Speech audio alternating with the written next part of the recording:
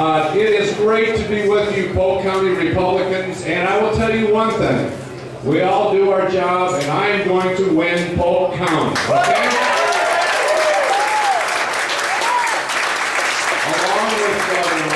Along with all these great candidates we have here, I will tell you this is a team effort. Politics is a team sport.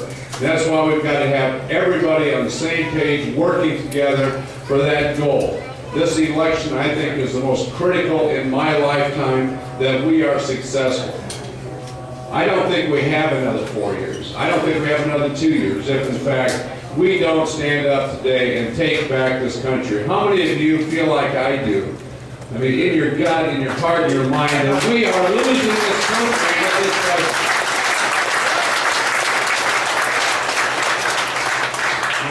You know, I had an ad up looking at my grandson that was born in January.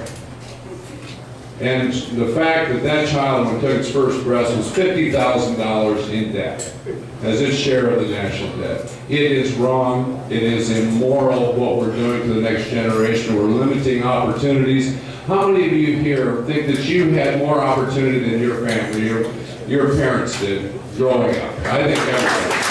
How many of you believe that if we continue on this track, that your children and grandchildren will have more opportunities? That's what this is about. It is about the very country that we love. It's about our freedoms. It's about our liberties. We have got to do our job in this election, I will tell you. Like Dave mentioned, and it's frustrating, Brad Zahn here went through it 2 years ago. Candidates have gone through it before. Leonard Boswell cannot run on his record. This should be the clearest election. You've got two incumbent members of Congress who have voting records. Why not make a comparison of where we stand on issues?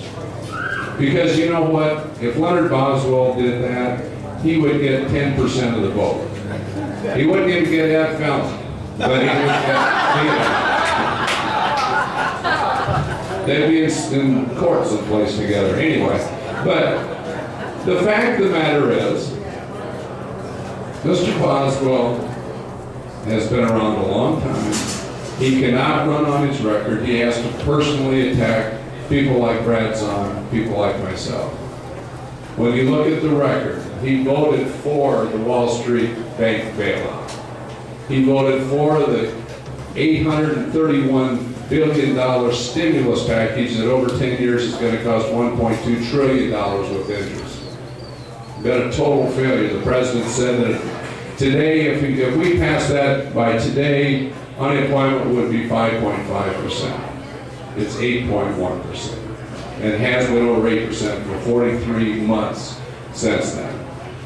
Leonard Boswell voted for something that would be so destructive for our economy right here. When you look at cap and trade, when you raise your utility costs 20 to 25%, 50 cents a gallon on gas, 50 cents a gallon on diesel. It would transfer from Iowa about $200 million to California, where they have to buy credits from people in nuclear energy because we're 66% coal powered here. The largest transfer of money from Iowa to California. I wonder why he voted for that. His buddy out in the former speaker in California maybe had something to do with that. I'm not sure. When you look at the president's health care bill that he supported, a total takeover of our health care system that's going to cost us about $2 trillion, transferring $716 billion from Medicare that people have paid into to fund a new separate entitlement. It is simply wrong. It is not going to work. And you know what? After all they've done to destroy health care in this country, there's still 30 million people that are going to be uninsured. It doesn't fix the problem. All it does is expand the federal government dramatically. Mr. Boswell voted for that.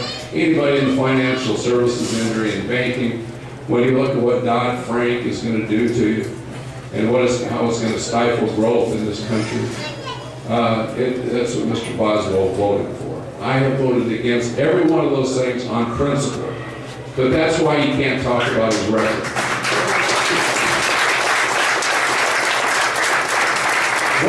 what we as Republicans believe is you've got to give some certainty to the economy. Something like Dave talked about, my Less Government Act, would actually bring efficiency to the federal government. Have people actually involved in trying to save money and provide services more efficiently. That's what we should be working on. We've got to have certainty as far as tax code. Anybody here know what your taxes are going to be next year? Not one person. Anybody know what the regulatory burden you're going to have next year is? What EPA is going to do to you? What Dodd-Frank is going to do to you? That is the biggest problem when you talk to any business person today. The reason that they're not investing, and there's $2 trillion of cash sitting on the sideline in this country right now that would be invested in this economy if there was some certainty, if they had confidence in the leadership in this country to actually understand what a business is about and how to create jobs. We've got to understand that everybody is defensive. They're sitting on the sideline because they see an imperial president who doesn't understand anything about business. I mean, he thinks government built that for you? I'm sorry. It is way beyond belief what this person in the White House and his lack of experience, lack of knowledge of how this economy works. That's why we've got to change. And I will tell you, the day after the election, excuse me, when Mitt Romney wins, when we take over the United States Senate, when we retain and grow our majority in the House of Representatives, you are going to see a collective sigh of relief in this country like you've never seen before. You're going to see investment in this economy. You're going to see hiring. You're going to see people actually going back to work. Because those are people who understand if they work hard, if they invest, if they save, you can be successful. And the government is not your opponent. That's what this is about. It really is, folks. It's about our basic freedoms.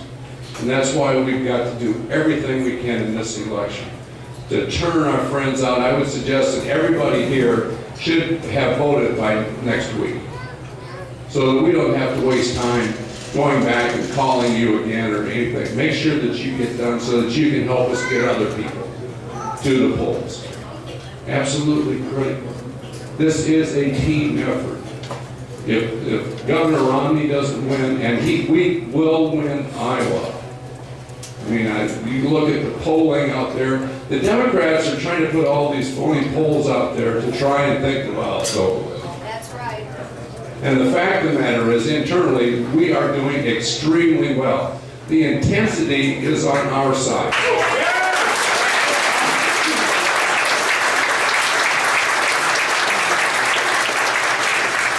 But we have to do our job.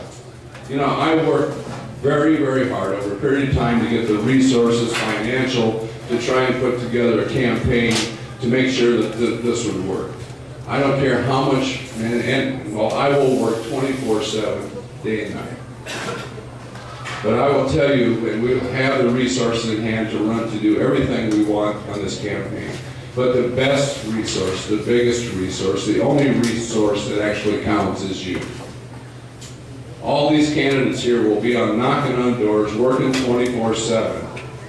But what we can do is extremely limited compared to what you can do. When you got people like Phil over here, what did he make? Over 20,000 phone calls? He has a phone implant in his ear. He should have. But no, but that's a great example of people who are willing to do their job, who care about this country, who really understand how important this election is. So I would just say, in closing, please get involved. Do everything we can. There's less than 40 days left before this election. You want to wake up the day after the election and say, maybe if I just would have worked a little harder, maybe if I would have called my friends, I would have talked to some people at church, done something, put up some more yard signs, it could have made a difference. That's how close this could be. But we have to win, and win for the right reasons. I'll do everything I can, and you will too, and we will win on November 6th. God bless you all.